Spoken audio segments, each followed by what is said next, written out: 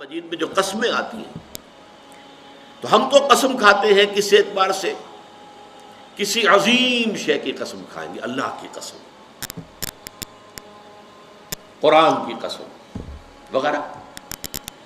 لیکن یہ کہ ظاہر بات ہے اللہ تعالیٰ سے عظیم تر تو شے کوئی ہے نہیں. اللہ جب قسم کھاتا ہے تو اس میں عظمت کا پہلو نہیں ہوتا. ہمارے ہاں مفسرین نے اس معاملے میں خام خواہ محنتیں کی ہیں. والتین والزیتون، انجیر اور زیتون پر قسمیں کھائی گئی ہیں، تو اب اس کے حوالے سے انجیر کے خواص کیا ہیں، فوائد کیا ہیں، طبی طور پر کیا اس کے اندر جو ہے وہ مفادات ہیں، فوائد ہیں. حالانکہ یہ چیز نہیں، بنیاد جو ہے صرف شہادت. اللہ کی قسم بھی ہم جب کھاتے ہیں تو کیوں کھاتے ہیں؟ کس بات پر کھاتے ہیں؟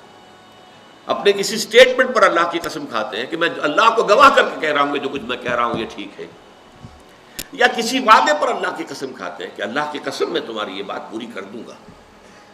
تو گویا کہ مقصود کیا ہے؟ گواہی. اللہ گواہ ہے، اللہ کو گواہ کر کے اللہ شہید بیننا و بینکم، اللہ گواہ ہے ہمارے اور تمہارے مابین.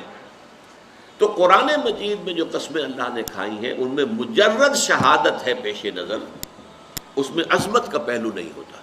اس لیے کہ یہاں قسم کھانے والا عظیم ترین ہے، اس سے عظیم تر تو کوئی شے ہے نہیں. اب زمانے کی گواہی کیا ہے وہ میں آپ سے عرض کر چکا ہوں. پوری انسانی تاریخ کا جو بھی چشمدید گواہ ہے وہ زمانہ ہے. یہ زمانے کی چادر سورہ اعراف کے اندر آپ اس کو دیکھیں گے.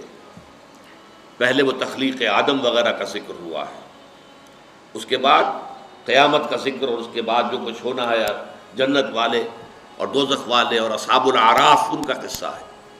یہ تو گویا کہ دو انتہائیں ہو گئی، ابتدا انتہا.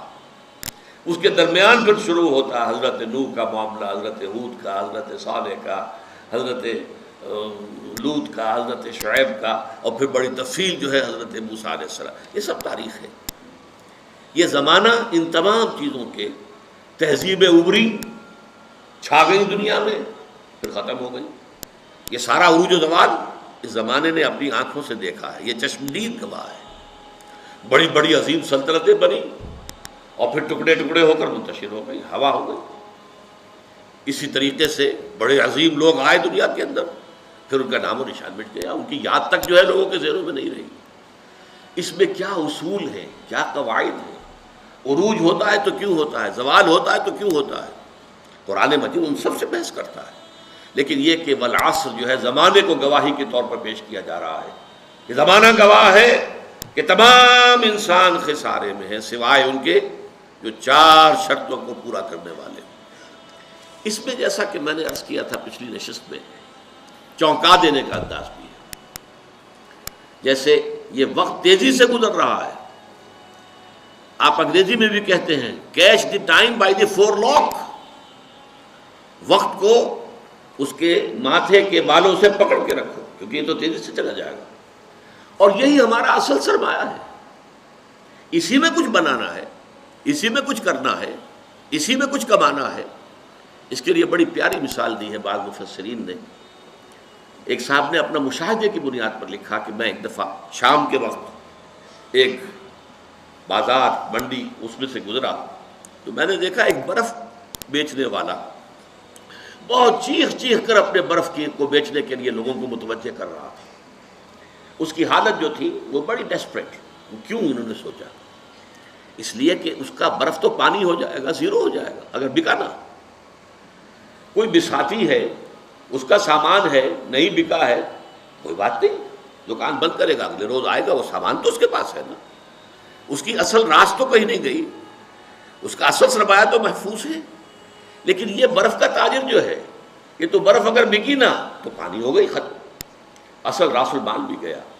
انسان کی حیثیت برف کے تاجر کی ہے. اس کی زندگی کی برف گھل رہی ہے، تیزی کے ساتھ پگھل رہی ہے. جس کو کہا ہے ایک شاعر نے بہت عمدگی کے ساتھ، غافل تجھے گھڑیال یہ دیتا ہے منادی، گردوں نے گھڑی عمر کی ایک اور گھٹا دی. عام طور پر تو ہم سمجھتے ہیں میری عمر پہلے 60 برس تھی، اب 61 ہو گئی، بڑھ گئی. بڑھی کہاں ہے، کم ہو گئی. اس لیے کہ جو بھی ٹائم اس دنیا میں ہے میرے لیے اس میں سے اب 1 سال کم ہو گیا. 1 گھنٹہ جو گزرا ہے، 1 گھڑیال بجا، 1 گھنٹہ اور یہ 1 گھنٹہ میری زندگی میں سے کم ہو گیا ہے. غافل تجھے گھڑیال یہ دیتا ہے منادی، گردون گھڑی عمر کی ایک اور گھٹا دی. تو یہ وہ چونکا دینے کا انداز ہے.